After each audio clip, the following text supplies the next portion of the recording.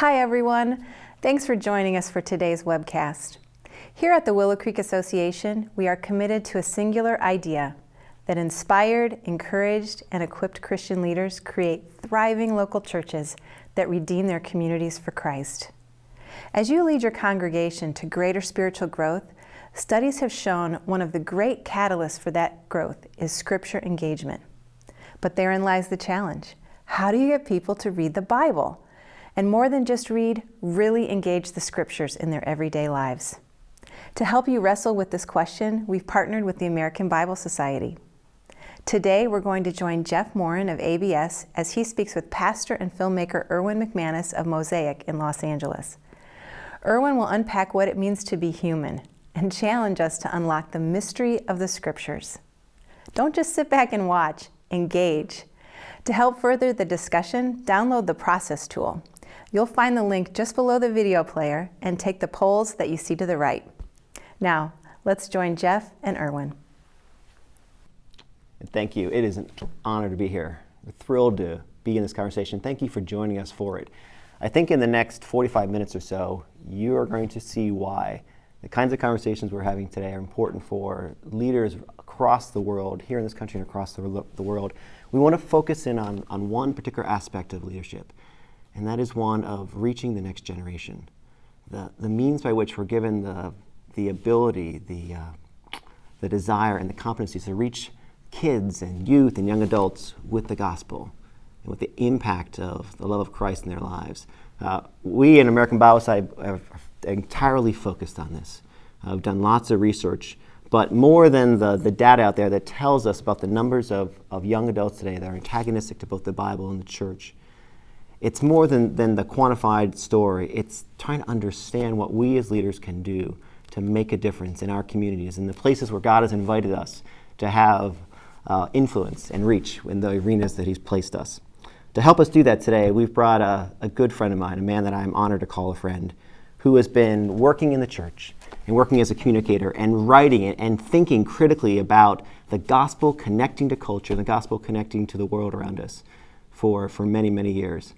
I'm going to introduce you in just one moment, Erwin McManus. He is a pastor. He's the lead pastor, the senior pastor, and who would call the cultural architect of a church called Mosaic now in Hollywood, California, a community of artists and cultural influencers on the west coast of the United States of America. He's a writer. Some of my favorite books among others, Uprising, Soul Cravings, and Wide Awake. He is a speaker.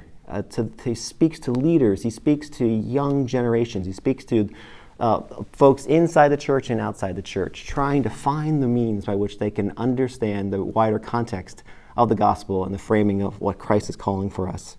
But most importantly right now, he is a thinker.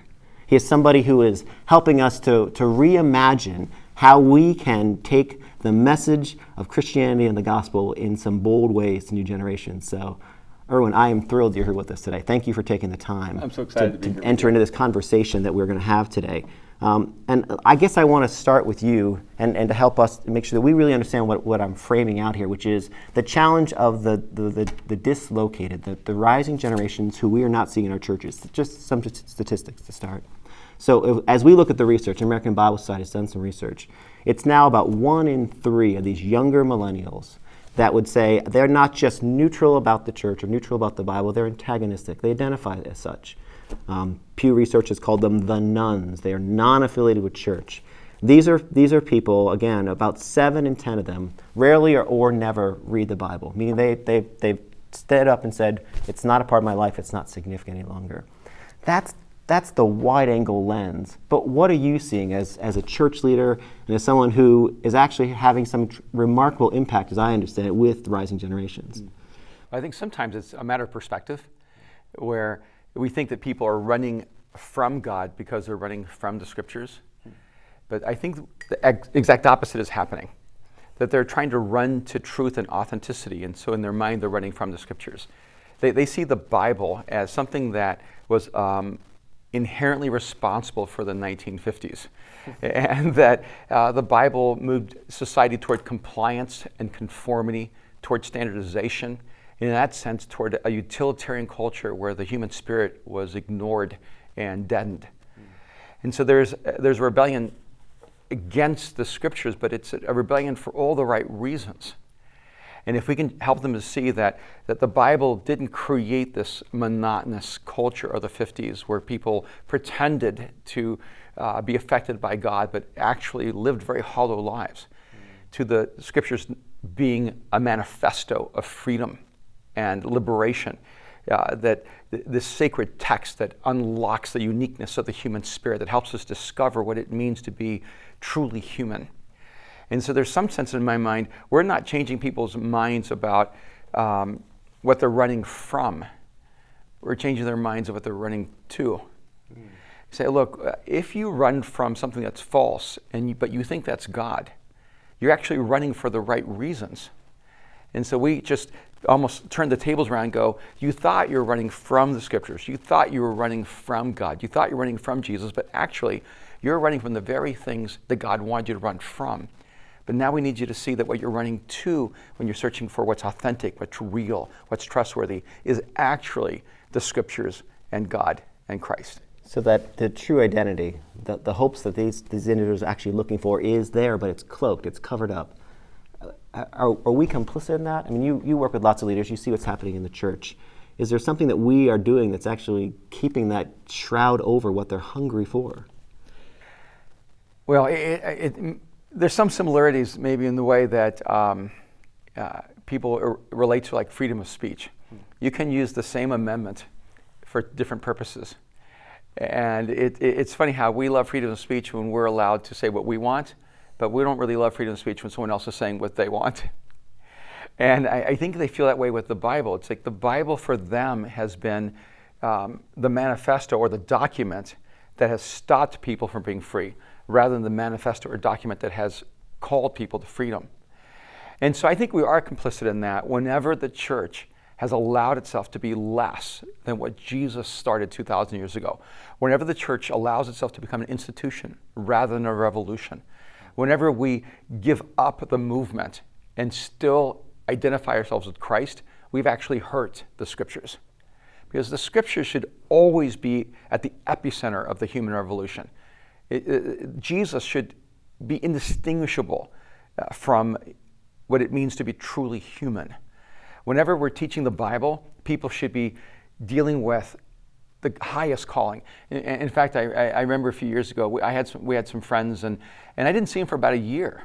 And I didn't know what happened. Did we offend them? Did we hurt their feelings? And I finally went to them, I said, hey, we used to be really, really good friends. And then next thing I knew, you guys were just not really available to come over.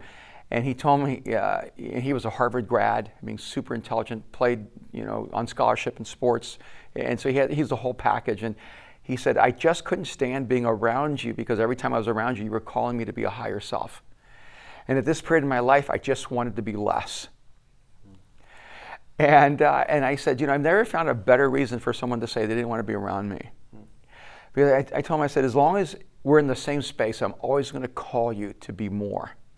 I'm never going to allow you to find a place where you become less. You see, that's what the scriptures need to be to us. I have to be frank. I think for generations, the scriptures, we've allowed them to call us to less, to standardization, to conformity, to compliance, rather than to more, to discover our most noble, heroic selves. And this secular journalist came to Mosaic, and they were astonished that so many people in their 20s were coming. And she finally said, I've been listening to the talks and I'm confused. And I said, why? I said, well, your message is really intense. It's calling people to an extremely high level of living. How is this attractive to unbelievers? And I said, oh, you think that humans have a longing to be less. And I think that humans have a longing to be more. And the gospel calls us to elevate our view of what it means to be human. And what I love about Mosaic is that you cannot come into our space where the scriptures aren't calling you to the most noble aspect of what it means to be human. So the moment you start talking about God, it elevates what it means to be human. So if I'm hearing you correctly, it's not that the newer generations or those who are disaffected of whatever age are afraid of more. They need to understand what that means. So if you can make it clear what this calling is, and that's church language, or whatever this invitation is, and they can get a sense for what it means for them and the higher purposes for them, they're not running away from that. If we can get some clarity in that, is that what you're saying? I am saying that. I'm saying that we think that this generation has walked away from the scriptures because we've called them to too much. And I'm saying they've walked away from the scriptures because we've called them to too little. Which is a significant difference. So you're seeing young adults in your community, and I know from where you are being invited to speak, you're watching as young adults respond to you. So as you're inviting them to a wider framing, what's working for you? And what can you tell to other leaders who are listening in to this conversation of beginning to identify at least the hunger that's there within these rising generations? Because I don't think it's because, as we're saying right now, it's not because it's not interest. It seems like there's a blocked access in some ways. Sure. Well, if I could give older guys some hope, when this conversation goes out, I'll be 55 years old, and so I know one thing: you can be old and not irrelevant. And in fact, I think there's a huge advantage in being older, because this generation is a fatherless generation. It's very much a parentless generation. And it's a generation that is desperate for wisdom. I mean, when we're working in fashion, one of the things that people loved was repurposing. They loved that old World War II material, the canvas that we were using. And in fact, the more decayed and torn up it was, whenever there was somebody's handwriting from World War II on there, it became more valuable. We think this generation just wants the new, the improved, the innovative, the technological, but actually this generation wants things that are ancient and transcendent, and they're looking for wisdom that someone's grandfather would pass on to them. And so I think there's something beautiful here. They want ancient wisdom that helps them engage the future. They don't want us looking into the past, remembering something that will never exist again. But they want someone who has taken history and experience and life and translated it into real meaning. And when you can bring those things together, this ancient text in the present context, and then create the future textures, then you have the right combination. So when there is no abandonment in your work and what you're seeing as important and successful, there's no abandonment of the timeless truth, the epic truth that's there within the scriptures, within the gospel story, and the sacred, the powerful, enduring sacredness of it, which is, I think, important to hear. Yet you are finding ways to begin new conversations. And I know you well enough to see and watch you as you communicate and as you're finding new media to communicate with as well, that you have a powerful way of starting where people are, trying to discern as you pray and communicate what are their questions, what are the problems they're trying to solve, not what are the problems we're trying to solve. I'd love for you to talk more about that. I think that's helpful for all of us to hear about. I think one of the most difficult things for every human being is to forget what it's like to be an outsider. And the longer you're an insider, the more difficult it is. And if you can always remember what it's like to be the outsider, I think we'll be much better at engaging the scriptures and making it relevant to the world. There's a sense where great communication that leads to life change through the scriptures has to move to the scriptures and then from the scriptures. We have to ask the question, why does this matter to everyone? And not just why does this matter to a Christian? And so the question has to be global. How does this relate and matter to everyone? And then how does this relate and matter to me? And so it's both powerfully intimate and powerfully transcendent. And so when, like my wife, she has a master's of theology and she's a great communicator. And when we begin a study together, I usually ask her, how has this passage changed you? Not how do you hope it's going to change everybody else? See, because the first thing the listener is trying to do, at least in the context we're in, is they're trying to assess whether you have authentically been transformed by this truth. And so they're not really interested in a midwife who's taking some truth and then giving birth to it in your life. They want to know if you've gone through the labor of birth, whether this truth has affected you, has changed you, has transformed you. And so they're paying attention not just to what the truth you're communicating might be, but how it has been translated in your life itself. So open that up for us a little bit. For those of us who are joining this conversation, let's say they're the communicators. They're working toward a Sunday morning or a Saturday night or whatever the context, and they're hearing you say this. And they wonder, how do I even approach that? Can you share some of your process that we might be able to learn from of how I can take the scriptures and let it open me up in the way you're describing? Well, I don't usually think I'm a good model and of way people should translate things, but if my dysfunction can help anyone else become functional, I would love that. It just depends. One, I try to be pretty honest about how much a passage has changed me. Some insights change everything. Some insights change some things, and some insights just change you a little bit. And if it's sort of like being monotone. If everything is life-changing in the most epic way, then nothing is. And so there's some sense where I try to go to the passages and I try to teach things that have actually affected me. So last week or a couple of weeks ago, I was talking about faithfulness. Let's be really frank. That's a pretty boring subject.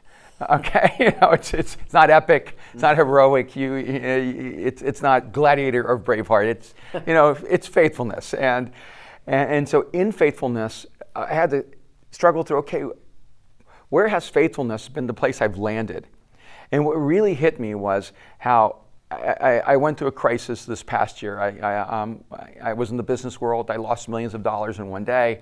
I went home, I had to tell my wife I lost everything. And it was a brutal moment, both humiliating and devastating. I mean, I couldn't eat for 2 weeks. I couldn't even hold food down. And I shared the story with our community. And I said, I like to think of myself as a person of great faith. So I just kept praying and asking God to bring some kind of miraculous intervention, to restore to me those millions of dollars I lost, to bring my company back to me, to bring me back the success that I just lost in that moment, or do something. And what I told our congregation, for 10 months, I kept asking God to respond to my faith. And I told myself, but after 10 months, what I can tell you is that God responded to my faithfulness. And that sometimes we want God just to simply be the God of the miraculous, when what we really need Him to be is the God of the mundane. And I could talk about faithfulness and its etymology and its biblical history and talk about how Abraham was faithful and all those different people. But it's when people go, oh, we get it. I've had those moments in my life where I wanted God to show up in a miracle as evidence of my faith. But the miracle was that I was actually faithful. And when I looked back, I held true with my integrity, my honor, and the commitments I'd made. And Jeff, in a very practical, tangible way, that's what I'm talking about, is that people want to know, how has this truth changed you? And a powerful diving, way over your head and shoulders into the scriptures themselves. I love the question you ask your wife, how has this actually changed you, before you try and think about, it's for Sally Jane in the third seat out there. Your approach to preaching biblical narrative, opening up biblical narrative, is one of allowing for it to open us up first, but you also have a powerful way of allowing that story to start to unfold for people. I think that use of story is very, very effective, very important for us to understand as we try to connect to the lives of rising generations. Could you share with us a little bit more about that? Because I think we have some things to learn from you in that area as well. Well, one, I love unwrapping the scriptures. I have to admit, there's just something absolutely scintillating about unlocking the mystery. And I think that's a part of it, is if you come at the Bible as if it's a document of encyclopedic information, you've pretty much killed any kind of life change in a seeker or an unbeliever. But if you come to the scriptures with surprise and curiosity and a sense of anticipation and wonder, it'll translate in the way you communicate it. And so for me, a lot of the communication process is to keep my surprise there, to teach the scriptures not as if I'm the person who already knows all this. In fact, I think it was last week someone said to me, finally, my brother who's an atheist knows that I'm right. And I said, but you're not right. And God's right. And you were wrong. And God illumined you, And I'm not up there on Sunday trying to win an argument that I'm right. See, I'm up there acknowledging I'm wrong. And I'm on this quest and this search and discovery, and God brings that light. And so a person never has to, in a sense, concede to me. we're conceding together to truth, to the scriptures, to God. And so so a part of it is bringing that sense of wonder and childlike curiosity to the scriptures, letting the scriptures surprise you. When my son was young, I had him read Catcher in the Rye. He was very, very young, and I know you don't read till you're older. And I did say to him, "There's a lot of profanity in here, and if you use it, I'll kill you." But but I want him to read it because I felt it's one of the best expressions of digression. This is a story that seems to wander off everywhere to get to this great payoff of being the catcher in the rye. Preaching has become so didactic that everybody knows what you're going to say next before you say it next. And I think preaching needs to become, once again, needs to be the art of storytelling. We need poets who are preaching the scriptures, where it's almost as if the congregation isn't sure what you'll discover. It's as if you're unwrapping a mystery with them, and you're only unveiling it as you find it.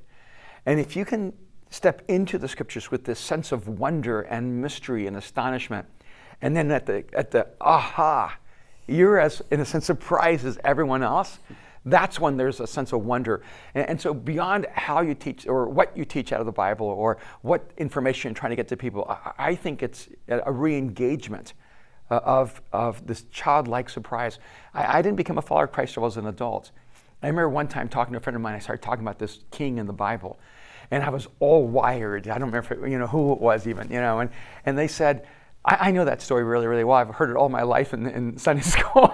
and she said, but what I love is that you tell the story in a way that makes it clear you've never heard it before.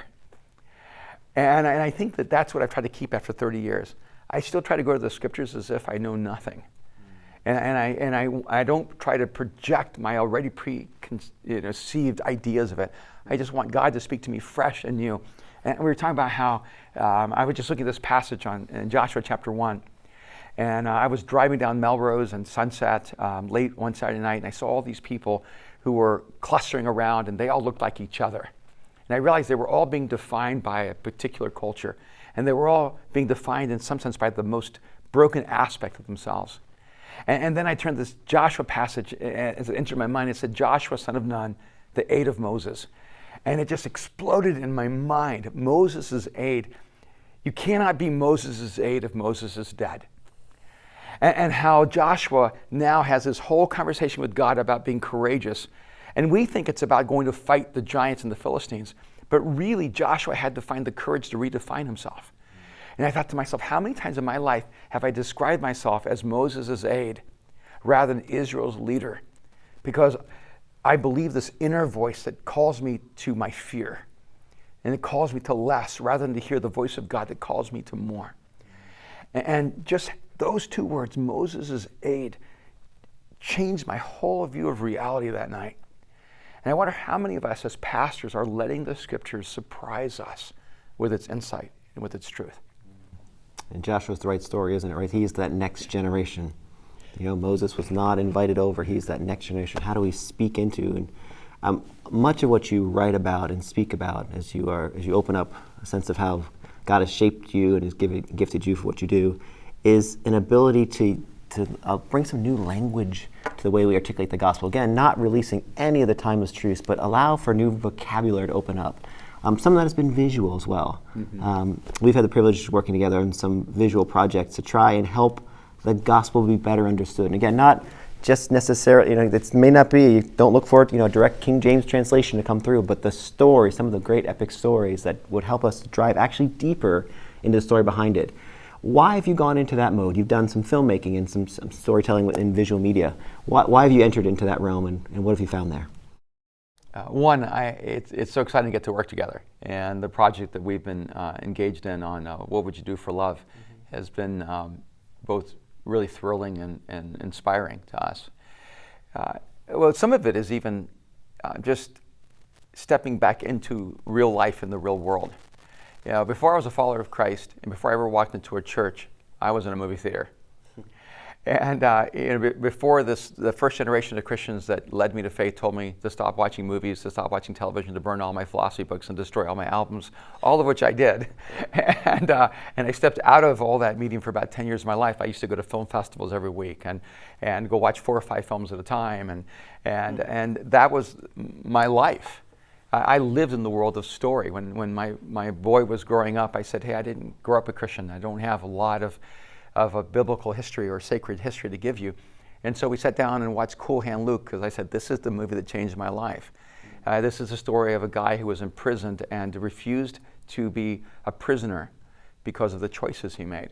And I said, he let me know when I was a kid, no matter how horrible my life was, I could always choose freedom from my internal world. And so films for me were the places where the story that led me to Christ was formed.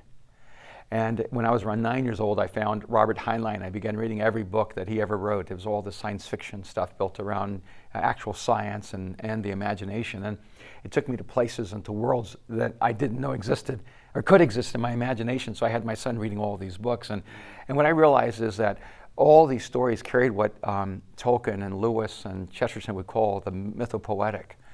That I was, in a sense, it was almost as if God was building a nest inside of my soul through all these different stories, through film and literature, so that the gospel could be born inside of me. And unfortunately, a lot of Christians thought that God only speaks from the Bible, and rather than from all of creation. But the scriptures tell us that God speaks through all creation. Mm-hmm. And if God can speak through a sunrise, he can certainly speak through a novel, and he can certainly speak through a film. And even more so, it's a part of the way humans are designed.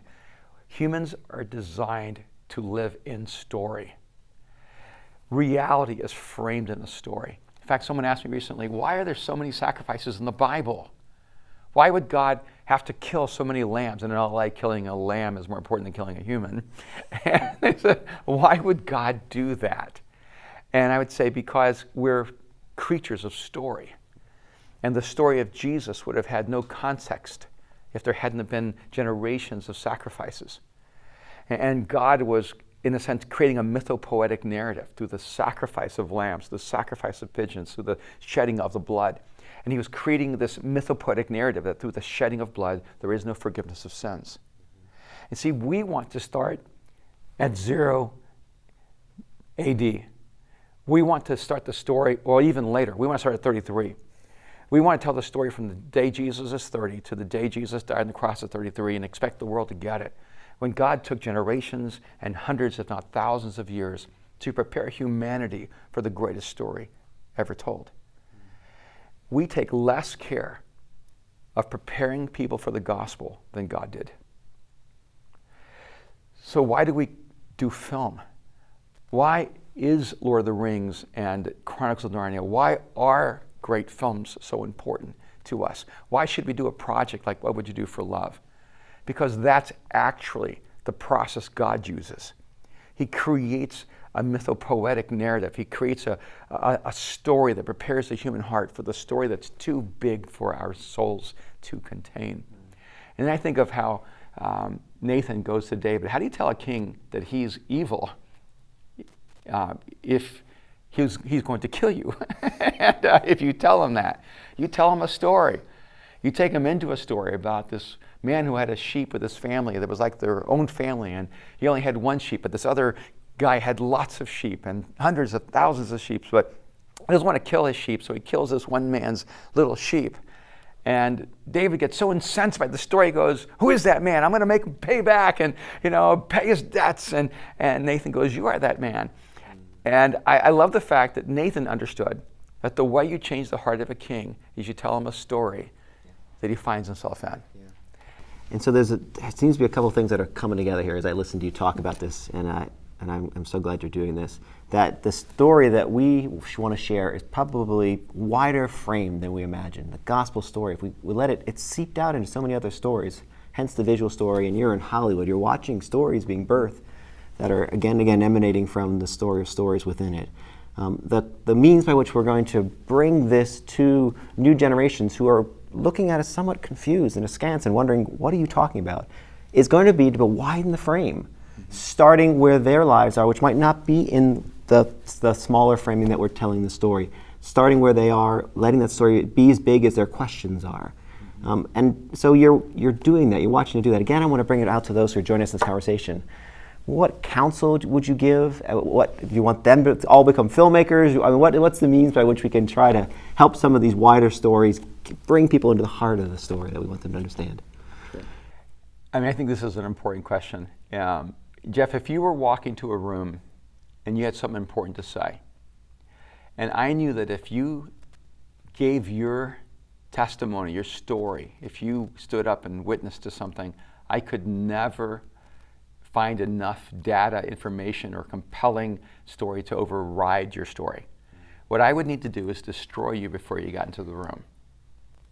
I would need to tell a story about you so that it would discredit the story you're about to tell.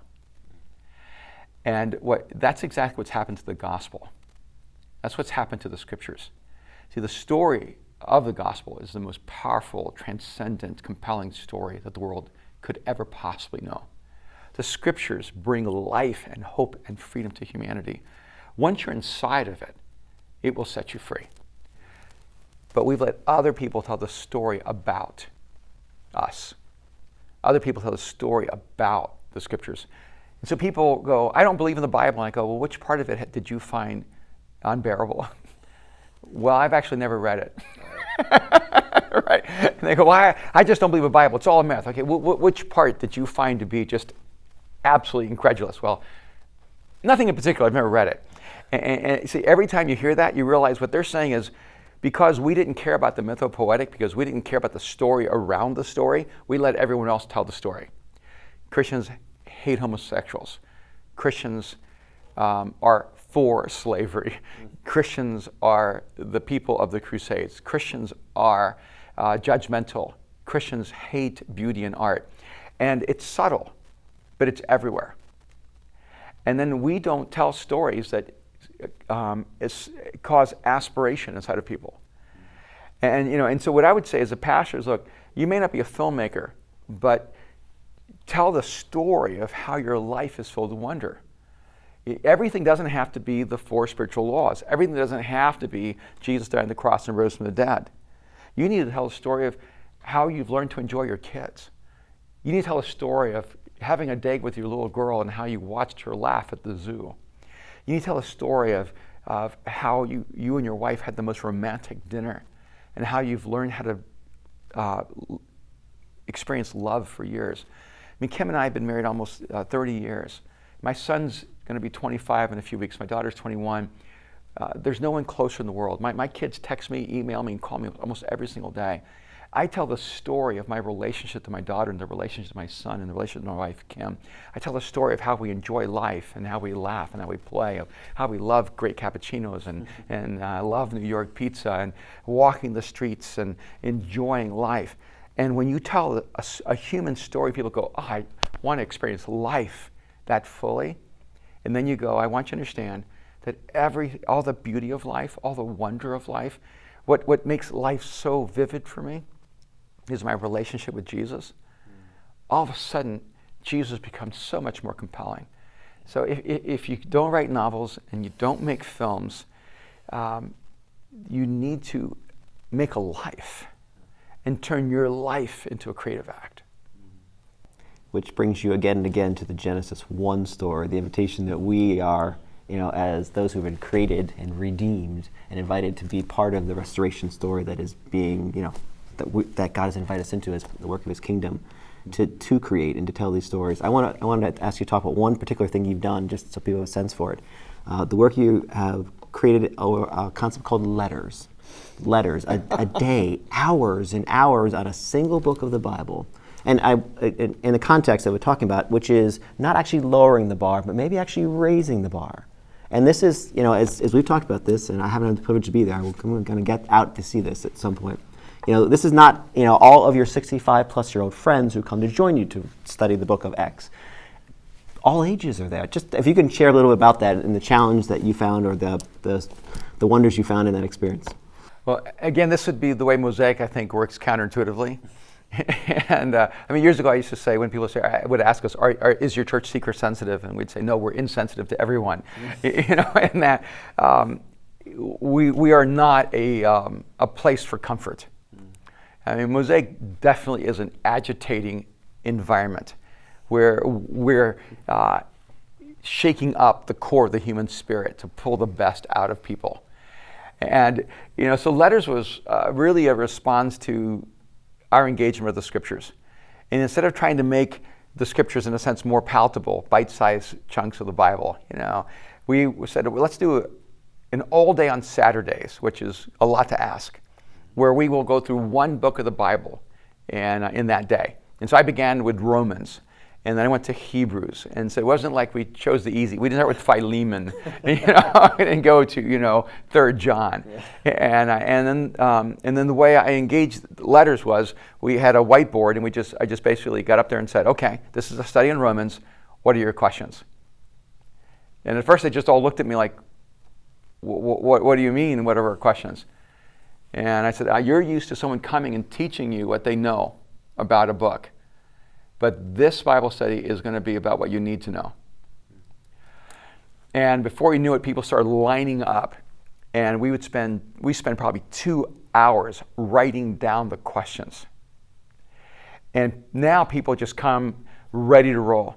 I mean, they come with their questions. They come with their questions written out on their iPhones, Blackberries, but the rules are, you can't ask a question for someone who's not here. And you can't ask a question that doesn't actually matter to you. The goal here isn't try to stump Erwin. That's easy. You're smarter than me. You win. The goal here is to grapple with questions that are keeping you from living the life God created you to live. And so I think our first letters began with Romans 9, Jacob I loved and Esau I hated. How can we follow a God who would hate someone? And we began unwrapping the scriptures from there. And we do not leave until every single question on that board has been answered. It's the most exciting time. And someone said to me, it's like integrating the movie A Beautiful Life with the movie A Beautiful Mind. It has both an insanity and a mystery to it. But for me, it helps people also to see how I process the scriptures. It's unfiltered, it's raw, it's unsafe. Right. I make mistakes. It gives people permission just to ransack and dive into scriptures and engage it without perfection. I mean, remember, the Bible has been trapped in modernity. Everything has to work perfectly. And if everything doesn't fit in a Lego-oriented functionality, then we don't deal with it as Christians. But Letters is the Bible as Play-Doh. You know, it's like you're inside of the attic of God, not in His Louvre where everything's perfected. We're just experiencing it in the most beautiful and transcendent of ways. And we've talked about where did the other people come from that Cain was afraid of. We talked about the potential of time travel in the scriptures. We go through places, I guarantee you, we address things from the scriptures that no one else in the world is addressing. And the reason is because we have no rules. And we do not allow anything to stop us from asking everything. And I wanted you to talk about that, because not everyone can do that.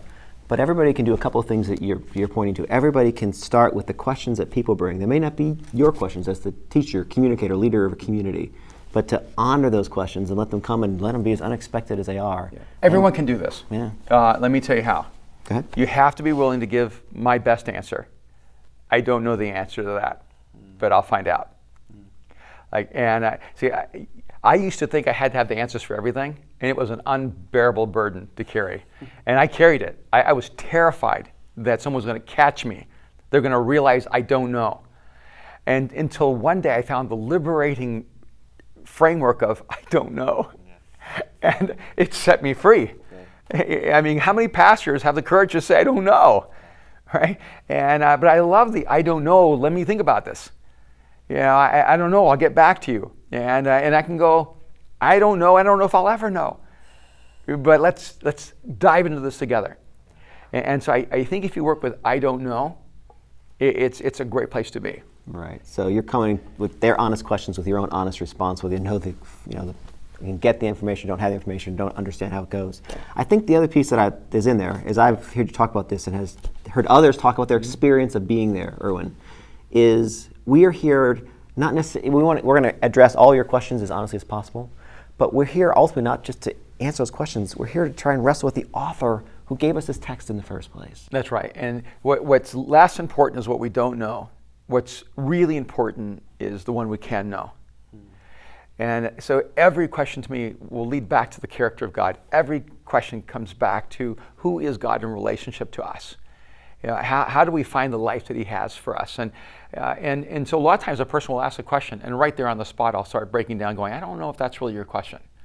Because that question doesn't seem like it's going to change your life in any way. And it seems like there's a deeper question, and we just keep going back. And in the end, most questions are, I can't make my life work. And in the end, the question is, am I Esau or am I Jacob? Right? I mean, those questions only really matter when they wrestle all the way back to you. And it for me is most important for a person to get a clear view of God and go, okay, this is a God I can trust with my life. This is a God.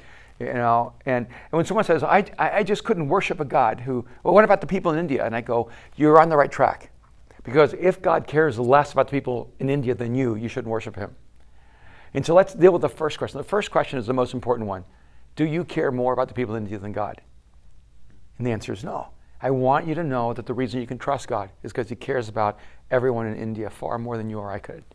And so it's always really leading back to pointing to the reputation of God, and then relating that to the way he's created us. And because in the end, academic questions do not change the world. Human questions do. The ones where we grapple with what it means to be human, to be fully alive, and to be here on this planet trying to live this thing out. And once people start realizing, wow, the scriptures have the insights that give me the tools to live my life well, people just start leaning in. And when you open the scriptures, you're not convincing them anymore. They're there with you. They're ready to roll. And this is, of course, where we have, built a friendship around that. Of course, work with the American Bible Society, we understand and we look every day to find the ways that God's word can be more deeply embedded in, you say it so well, not just my ministry, my work, but me, that leader that God calls me to be. And I love the way you have served a community so well and helped to build and nurture this community on the west coast of our country. But you also made yourself available to others through your books and through your commitment to travel and speak and so on. Try and take what you're learning in a very raw way, as you do, and say, this is what I'm learning, this is what I'm seeing right now, and go back kind of to the laboratory of ministry and back out again. In just the last few minutes, is there more that you'd want to say to those who are joining us in this conversation? Those who are, in many cases, those I know are struggling to try and work this through. How do Jeff, I want to be able to reach out to these new generations. I'm hearing some of this now maybe, but I haven't figured it out. Is there any kind of final words you want to offer them as encouragement, or make sure they don't forget this? Just last words you might have for them. Sure. I remember when I went to the Pentagon years ago, and I saw all these giant photographs of all these humanitarian projects around the world that our military had been a part of. I was unaware of how our military is probably the world's leading humanitarian force. And I said, all we know about the military is that you guys go kill people, or that you go defend us at war. Why isn't this story being told? And in a moment I realized this is the same problem the church has, is that we have other people telling our story. And so the media tells the military story. And what I say to the church is, you're doing so much good that you don't even know that you're doing. But it's so natural to you that you don't know you need to tell the world. I mean, the movement of Jesus Christ is the most humane movement the world has ever known. There are more acts of compassion motivated by the person of Jesus than any other person on this planet today. Your church is probably doing more good than you are even aware of. But see, you're not sitting there going, look at all the good I'm doing. Look how awesome we are. And so you don't tell that story. But the world needs to hear that story. See, the world needs to hear the way the church is bringing water to the world and is solving the hunger issues and is building homes for people, and how all these organizations, from Charity Water to Habitat for Humanity, have evolved and formed out of the movement of Jesus. And so what I would say is, first of all, take time to celebrate all the amazing things you're already doing. Tell the story of how humanity is different because of your allegiance to Jesus and your commitment to the Scriptures. That's as important as preaching the Scriptures. Tell the story of how the Scriptures have changed you and are changing the world through you. We need to take ownership of this mythopoetic narrative. We need to start telling the story that prepares everyone for the story. And I'm thrilled that we're able to do that. We're sharing some of these resources. At the end of this webcast, there'll be access to ways to find the things that you can get to try some of these things, to engage in this conversation, and that's an incredible thing. I'm just so grateful that you took some time to be in this conversation with us. Jeff, I can say this. The Scripture, the Bible is not an antiquated text. The Scriptures are the text that will lead us into the future. So I want everyone who believes in the Scriptures to know we're already one step into the future, not just simply rooted in the past. Erwin McManus, thank you very much for being with us today. Thank you all for joining us in this conversation. It's been a thrill. Okay, thank you so much, Jeff. It's wonderful. What an encouragement, Erwin. The text will lead us into the future. As leaders, we need to share the stories of how the truth has transformed us. We need to come to the Scripture, like Erwin said, with surprise, curiosity, a sense of anticipation and wonder. As Jeff mentioned, there are tools available to help you do just that. Go to the Biggest Story website by clicking the banner below for many next step resources, including a 30-day study of the book of Acts called Now is the Time. Join a network of leaders from across the United States who are uniting to pray, engage, and live God's Word to see their cities and communities transformed. So grateful for the discussion. Thanks, Erwin and Jeff, and thank you for joining us today.